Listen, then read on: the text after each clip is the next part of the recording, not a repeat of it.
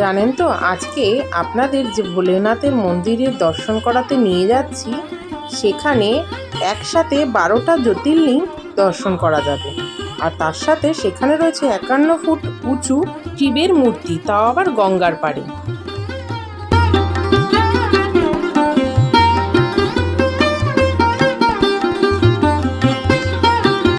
নমস্কার, পাপিয়া ওয়ার্ল্ড চ্যানেলের পক্ষ থেকে আপনাদের সবাইকে জানাই স্বাগত। আজ আমি আপনাদের নিয়ে চলে যাব বঙ্গেশ্বর শিবের মন্দিরে। চলুন আর বেশি কথা না বলে বেরিয়ে পড়া যাক। মন্দির দর্শন করার জন্য আমি দমদম জংশন থেকে ট্রেনে উঠে পড়েছি শোভাবাজার আহিরিটলা যাওয়ার উদ্দেশ্যে। এখন চলছে শ্রাবণ মাস, তাই আজকে আবারও বেরিয়ে পড়েছি বাবার দর্শন করতে। স্কিপ না করে সম্পূর্ণ ভিডিওটি দেখুন এবং এর মধ্যে দিয়ে কিভাবে যেতে হবে সম্পূর্ণটি আমি বলে দেব। কথা বলতে বলতে 4টি স্টেশন ক্রস করেই নেমে পড়েছি শোভাবাজার আহিরিটলায়।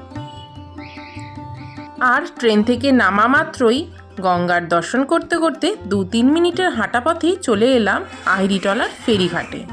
এবার এখান থেকে টিকিট কেটে নিয়েই উঠে পড়লাম লঞ্চে বাদাঘাট যাওয়ার উদ্দেশ্যে।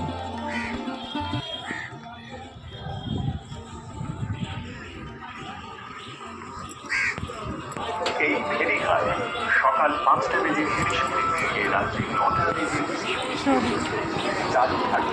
তাই বাদাঘাটে যাওয়ার জন্য মাত্র 8 টাকার টিকিট কেটেই বসে পড়লাম লঞ্চে। গঙ্গার বুকে এই অপরূপ দৃশ্য দেখতে দেখতেই পার হয়ে গেলাম বাদাঘাট। আর সেখান থেকেই 7-8 মিনিটের হাঁটা পথেই পৌঁছে গেলাম মন্দিরের গেটে। এখন দাঁড়িয়ে আছি বঙ্গেশ্বর মন্দিরের মেন গেটের সামনে, যার পুরো নাম শেঠ বংশীধর জালান স্মৃতি মন্দির। মন্দিরের গেট দিয়ে প্রবেশ মাত্রই যেন এক আলাদা অনুভূতি। দুই পাশে গাছপালা যেন সুন্দর সারিবদ্ধভাবে দাঁড়িয়ে রয়েছে। তবে সবাই এই মন্দিরকে নয়া মন্দির বা নতুন মন্দির বলেই চেনে। এই মন্দির খোলা থাকে ভোর 5:30 থেকে দুপুর 12টা পর্যন্ত ও বিকেল 4টে থেকে রাত 8টা পর্যন্ত। এই নয়া মন্দিরটি স্থাপিত হয় 1953 সালে 12ই ফেব্রুয়ারি, মহাশিবরাত্রির দিন। উদ্বোধন করেন তৎকালীন পশ্চিমবঙ্গের মুখ্যমন্ত্রী ডক্টর বিধানচন্দ্র রায়। থেকে আসা দর্শনার্থীদের জন্য রয়েছে গাড়ি পার্কিংয়ের ব্যবস্থা। তারপরেই রয়েছে সুন্দর সজ্জিত একটি বাগান, আর তার মাঝে আছে একটা ফোয়ারা। যদিও এখন এটি বন্ধ, মনে হয় এটি সন্ধ্যাবেলায় চালানো হয়। আর এই বাগানের পাশ দিয়েই চলে এলাম মূল মন্দিরের সামনে। মূল মন্দিরে ওঠা মাত্রই দেখতে পাচ্ছি এখানে ঠাকুরকে সাজানো চলছে। যেহেতু আমরা বিকেলে গিয়েছিলাম, তাই এখানে ঠাকুরের সাজসজ্জা শুরু হয়ে গেছে। এখানে আপনাদের একটা কথা বলে রাখি, আপনারা যদি এই ভোলানাথের মাথায় জল ঢেলে পুজো দিতে চান তাহলে সকালের দিকে আসবেন। আর যদি জল ঢালার ব্যাপার না থাকে তাহলে বলবো বিকেলের দিকে আসুন। কারণ বিকালের দিকে গঙ্গার হাওয়া খেতে এরকম পরিষ্কার পরিচ্ছন্ন মন্দির প্রাঙ্গণে যে কোনো জায়গাতেই একটু বসে থাকলেই মন প্রাণ জুড়িয়ে যাবে। আর আপনারা যদি শিব ঠাকুরের ভক্ত হন তবে অবশ্যই কিন্তু কমেন্ট বক্সে হর হর মহাদেব লিখতে ভুলবেন না, বা ওম নমঃ শিবায় অবশ্যই লিখবেন। কথা বলতে বলতে এদিকে বাবাকে সাজানোর সাথে সাথে ভোগ প্রসাদও অর্পণ করা হয়ে গেছে। ফুলের সাজে সজ্জিত এই অপরূপ রূপ যেন মন মুগ্ধ হয়ে যায়। তাই বলি, আপনারাও সময় সুযোগ করে একবার এই মন্দির থেকে ঘুরে যান। আশা করি আপনাদেরও খুবই ভালো লাগবে। তবে একটা জিনিস লক্ষ্য করলাম, এখানে সবকিছু শুধুমাত্র হিন্দিতেই লেখা আছে। হিন্দির সাথে সাথে বাংলা ও ইংরেজিতে লেখা থাকলে সব ধরনের মানুষেরই বুঝতে সুবিধে হতো। এই মন্দিরের পাশেই ডান দিকে আছে লক্ষ্মী নারায়ণের মন্দির।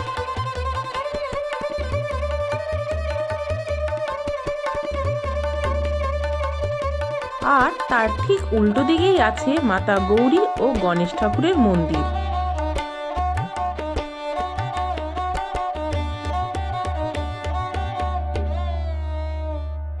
আর এই মূল মন্দিরের পেছন দিকে ডান দিক ও বাম দিক ঘিরে রয়েছে অসংখ্য মন্দির। চলুন তাহলে এবার মূল মন্দির থেকে বেরিয়ে পেছন দিকে যাওয়া যাক। গঙ্গার তীরে অবস্থিত এই বিশাল শিব ঠাকুরের মূর্তি বাবা বঙ্গেশ্বর মহাদেব, উচ্চতায় 51 ফুট এবং এটি একটি পঞ্চমুখী শিব মূর্তি। চারদিকে 4টি এবং উপরে একটি মুখ আছে, যেমনটি দেখতে পাচ্ছেন। পূর্ব ভারতের সবচেয়ে বড় শিব ঠাকুরের মূর্তি এটা, তাই বহু দূর থেকে দেখা যায় এটিকে। আশেপাশে মানুষগুলিকে দেখে হয়তো বুঝতে পারছেন, এত বড় এই শিব মূর্তি 13ই ডিসেম্বর 2015 সালে তৎকালীন রাষ্ট্রপতি প্রণব মুখার্জি এই বিশাল শিব মূর্তিটি উদ্বোধন করেন। আর সেই থেকেই এই মন্দিরকে অনেকে বড় শিব মন্দিরও বলে থাকেন। হাওড়া ব্রিজও এখান থেকে স্পষ্টভাবেই দেখা যাচ্ছে। এই মন্দির থেকে হাওড়া ব্রিজের ডিস্টেন্স মাত্র 2 কিলোমিটার। মূল মন্দিরের বাদিকেও রয়েছে আরও অসংখ্য মন্দির, চলুন একবার দর্শন করে নিই। প্রথমেই দর্শন করে নিচ্ছি প্রভু রাম, লক্ষ্মণ ও সীতা মায়ের মন্দির। তার পাশেই রয়েছে রাধাকৃষ্ণের মন্দির।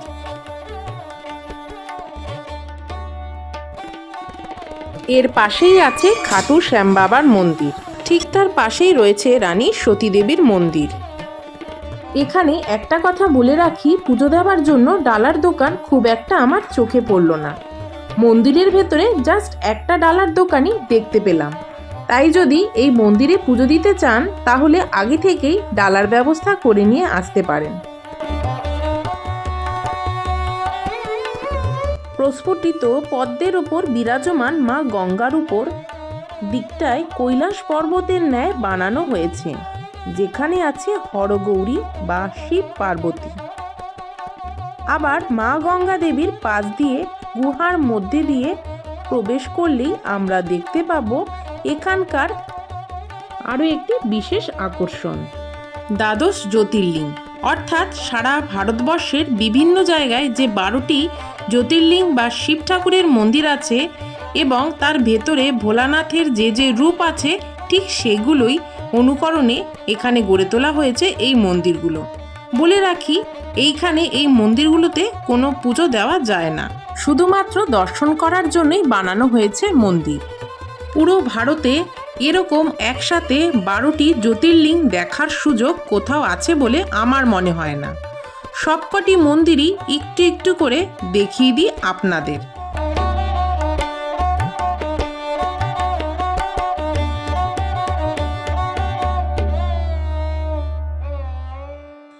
বাদিক থেকে শুরু করলে প্রথমেই পড়বে গুজরাটের সোমনাথ মন্দির।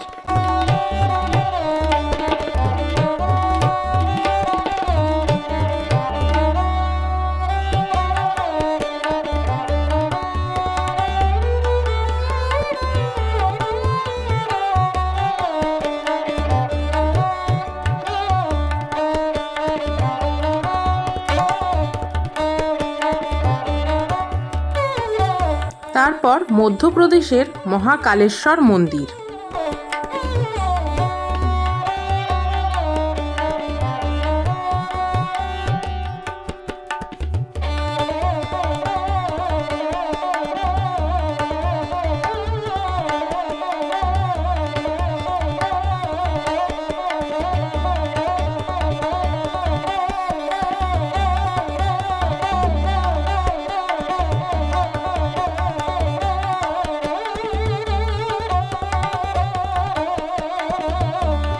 তারপরে রয়েছে অন্ধ্রপ্রদেশের মল্লিকার্জুন মন্দির।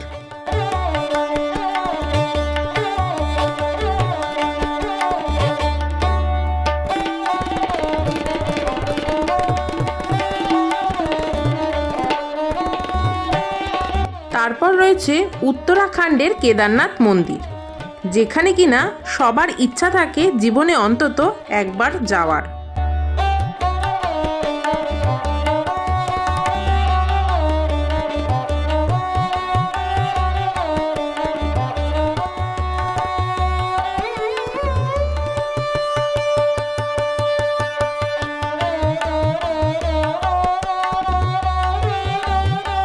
তারপর আছে মহারাষ্ট্রের নাসিকে অবস্থিত ত্রম্বকেশ্বর মন্দির।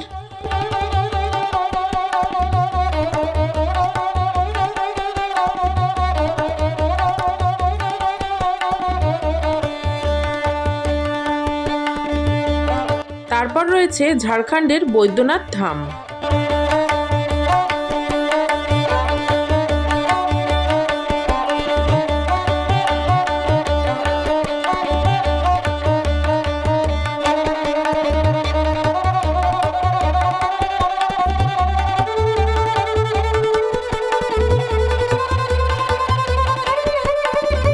এরপর রয়েছে তামিলনাড়ুর রামেশ্বর মন্দির।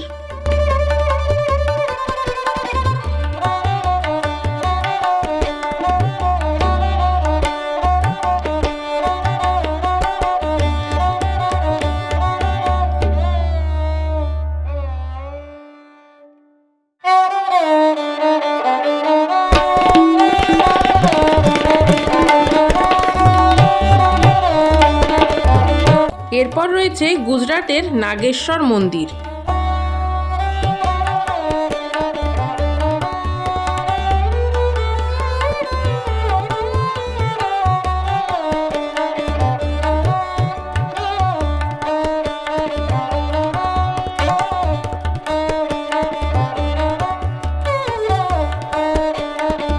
তারপর রয়েছে মহারাষ্ট্রের ভীমাশঙ্কর মন্দির।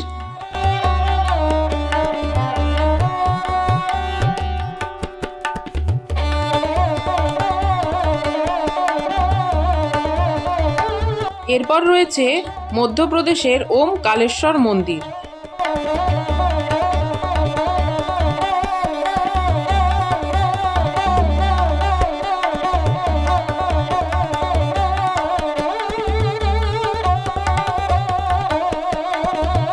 তারপর আছে উত্তরপ্রদেশের কাশী বিশ্বনাথ মন্দির।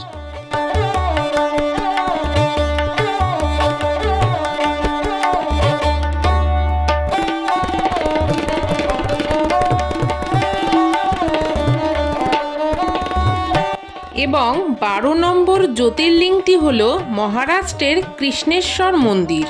বাড়ি ফিরে যাওয়ার আগে এই মন্দিরের চারদিকটা একটু ঘুরে দেখাতে দেখাতে বলে দিই আপনারা এই মন্দিরে কিভাবে আসবেন। হাওড়া থেকে যদি আসতে চান তাহলে হাওড়া মেট্রো স্টেশন বা হাওড়া রেল স্টেশন থেকে 24-এ বাস ধরে আপনাকে নামতে হবে বাদাঘাট মোড়ে। আর এই বাদাঘাটের মোড় থেকে মন্দিরে আসতে হেঁটে সময় লাগবে 4 থেকে 5 মিনিটের মতন।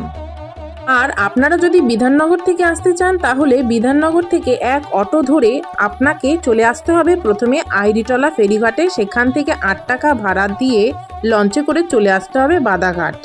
আর সেখান থেকে 7 মিনিটের হাঁটা পথেই পৌঁছে যাবেন মন্দিরে। আপনি যদি মনে করেন ট্রেনে করে আসবেন তাহলে আপনাকে দমদম থেকে চক্ররেল ধরে মাত্র 4টি স্টেশন ক্রস করে নেমে পড়তে হবে শোভাবাজার আহিরিটলা। আর সেখান থেকে আহিরিটলার খেয়াপার হয়ে চলে আসতে হবে বাদাঘাট। আর 5 থেকে 7 মিনিটের হাঁটা পথেই পৌঁছে যাবেন এই মন্দিরে। এছাড়াও এই বঙ্গেশ্বর মন্দিরে কিভাবে আসবেন তার সম্পূর্ণ ডিটেলস আমি এই ভিডিওর ডেসক্রিপশন বক্সে গুগল ম্যাপ সহ দিয়ে দিচ্ছি।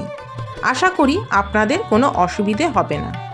যদি এরপরেও কোনো বুঝতে অসুবিধে হয় অবশ্যই আমার এই ভিডিওর কমেন্ট বক্সে কমেন্ট করুন, আমি আপনাদের সাহায্য করার চেষ্টা করব। তাহলে আমার ভিডিওটি এখানেই শেষ করছি। সবাই সুস্থ থাকবেন, ভালো থাকবেন, ধন্যবাদ।